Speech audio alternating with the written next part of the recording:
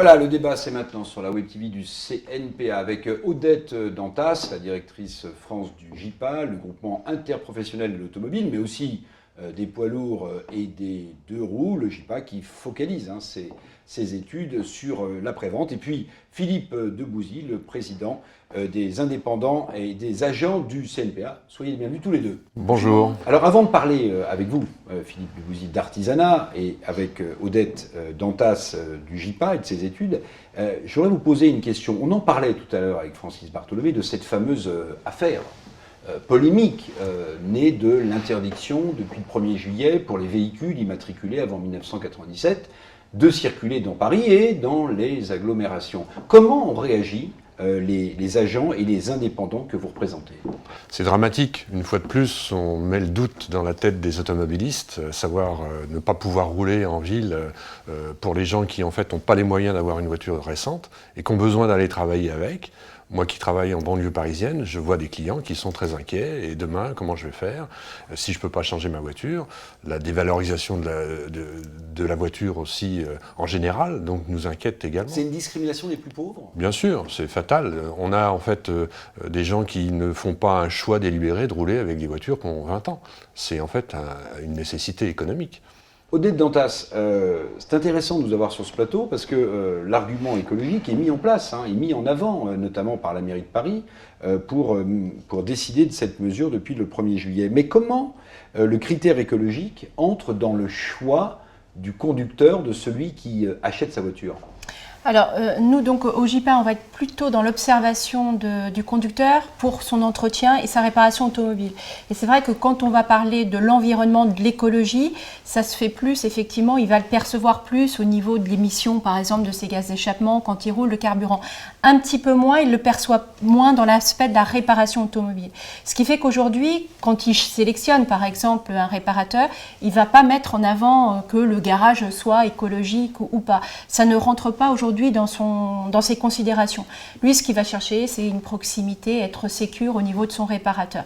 Donc aujourd'hui, vraiment, ce qui va être pour le conducteur, le critère écologique, c'est pour lui un marqueur positif, mais pas un critère de sélection d'un réparateur. Comment est-ce que le conducteur s'organise, j'allais dire au quotidien, dans l'entretien de son véhicule? Aujourd'hui, il faut se dire qu'il y a des choses qui ne changent pas dans son état d'esprit vis-à-vis de l'entretien. Pour lui, c'est un mal nécessaire, entretenir son véhicule.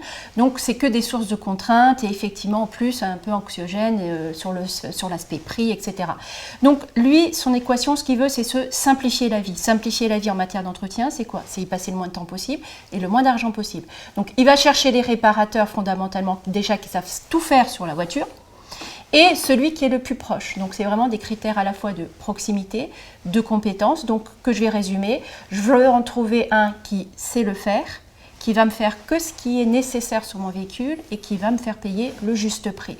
C'est aujourd'hui, ça c'est vraiment le quorum, le socle. C'est pour ça que des critères écologiques viennent quand même... Ça c'est un discours qui vous rassure, Philippe Debouzy, d'entendre le JIPA parler comme ça des indépendants et de leurs agents? Tout à fait, mais j'ai jamais été inquiet sur l'avenir de la petite entreprise qui s'occupe des services automobiles. Alors justement, il y a quelques années, on lisait dans les médias que l'artisanat automobile était condamné au profit peut-être d'enseignes, de concessionnaires plus importants. Or, on a l'impression, mais corrigez-moi si je dis une erreur, qu'au contraire, l'artisanat automobile gagne des parts de marché. Est-ce que c'est vrai? Et comment expliquez-vous cette évolution? C'est vrai, d'une part, parce qu'en fait, plus de 50% du chiffre d'affaires en réparation automobile en France est fait par des petites entreprises.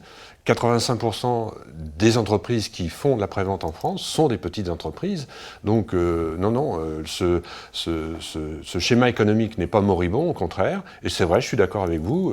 Il y a quelques années, on disait, c'est la fin des petits. Ils ne pourront pas muter techniquement parlant. S'adapter à la concurrence des Le plus gros, consommateur des va enseignes, être de plus en plus exigeant. L'arrivée d'Internet aussi, mettant en doute aussi les capacités de communication de ces professionnels. Sur la digitalisation, Philippe Debouzy, précisément, est-ce qu'aujourd'hui la proximité des gens que vous représentez, les indépendants, les agents, est une réponse à l'ubérisation possible des métiers? C'est une réponse possible, mais il faut analyser en amont la problématique. L'ubérisation, elle est venue d'un défaut de prestations performantes et en adéquation avec l'attente du consommateur. L'ubérisation par rapport, par exemple, au taxi. qui sont en train de réagir d'ailleurs. Nous, on n'a pas attendu d'avoir cette concurrence, on a gardé cette volonté d'être en contact avec nos clients, d'être en contact avec le monde dans lequel on est, la proximité, et c'est pour ça d'ailleurs que notre catégorie professionnelle répond aux aspirations dont Odette parlait tout à l'heure. Donc finalement, la proximité, c'est presque du bon sens, le fait de dialoguer, d'écouter les attentes de ses clients, c'est une façon de répondre à l'anonymat de la digitalisation. Tout à fait. On a certainement une évolution du consommateur qui veut avoir des renseignements, s'ouvrir, savoir comment on va faire pour réparer ma voiture. On voit arriver nos clients avec des fois des pré-diagnostics établis sur Internet, mais il n'empêche qu'ils ont besoin d'une confirmation, ils ont besoin d'un conseil adapté à leurs problématiques et économiquement viable.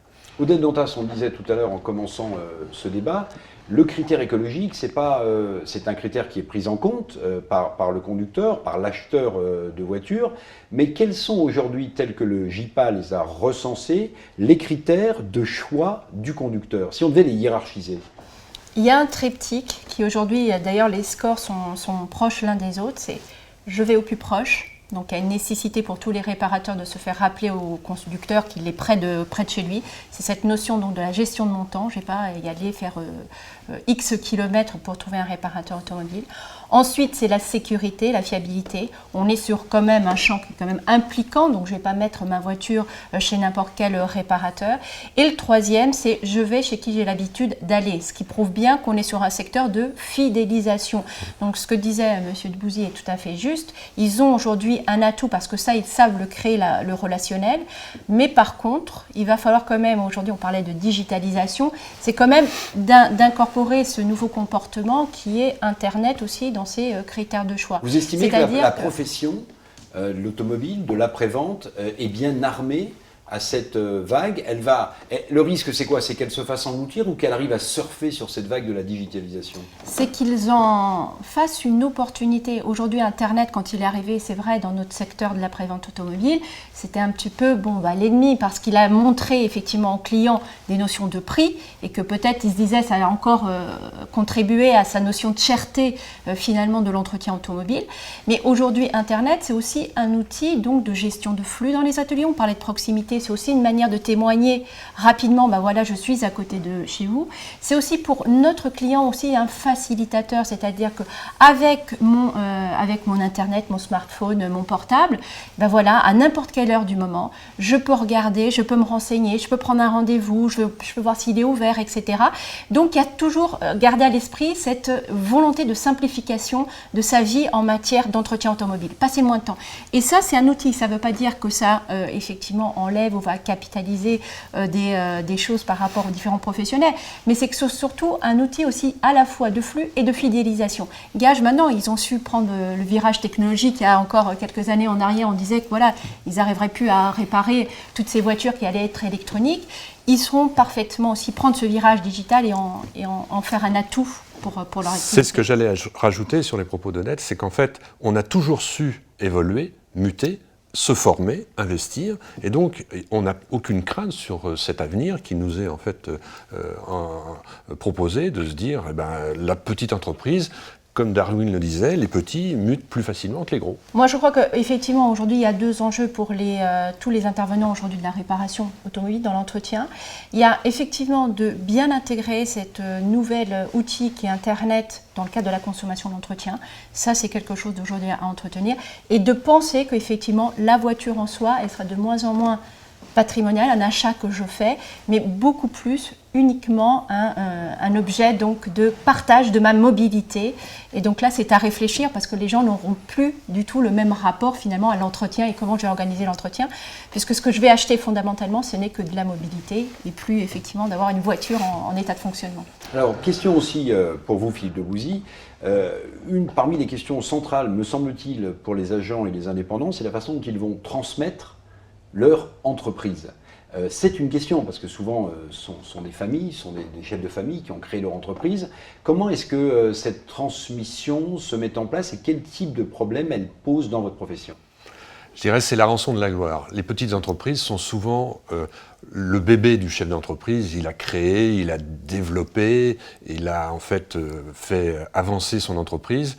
Et puis il n'a pas vu trop le temps passer des fois, et le temps, il faut savoir l'anticiper quand en fait on parle de transmission d'entreprise et de mutation. La branche dont je m'occupe a pris ce problème à bras-le-corps depuis plusieurs années et a mis en place ce qu'on appelle Mon Entreprise Auto, qui en fait est tout un système de sensibilisation, de prévision, de transmission, ça se fait sur plusieurs années de transmettre une entreprise. Mon Entreprise Auto, c'est quoi? C'est un facilitateur, c'est un site, ce sont des conseils, qu'est-ce que c'est concrètement? C'est un site en premier lieu qui, en fait, on parlait d'Internet, qui en fait donne une vitrine, des informations complètes sur la transmission, la reprise ou la création également d'entreprises de l'automobile.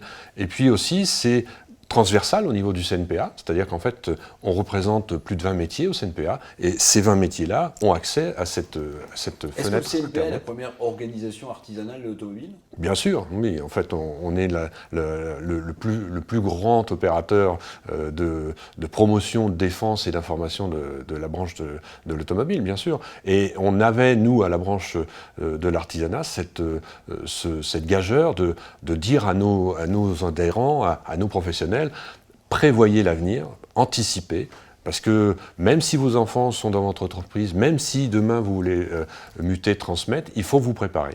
Merci à tous les deux. Fin de ce débat. À suivre, Pierre Chasseret, délégué général de 40 millions d'automobilistes.